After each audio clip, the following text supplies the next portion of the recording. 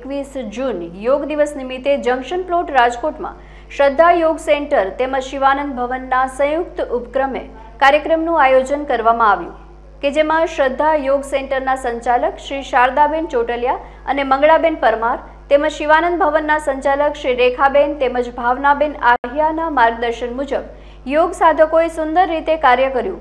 કાર્યક્રમની શરૂઆત પ્રાર્થનાથી કરવામાં આવી અને ત્યારબાદ શારદાબેન ચોટલિયાએ યોગના મહત્વ વિશે વક્તવ્ય આપ્યું। ત્યારબાદ ભાવનાબેન આહિયા તેમજ શારદાબેન ચોટલિયા દ્વારા પ્રાણાયામ, ધ્યાન તથા સૂક્ષ્મ વ્યાયામ કરાવવામાં આવ્યો। ગમ્મત સાથે યોગની સુંદર રજૂઆત થઈ। સમસ્ત યોગ સાધકોના સહકારથી સમગ્ર કાર્યક્રમ ખૂબ જ સફળતાપૂર્વક પૂર્ણ થયો।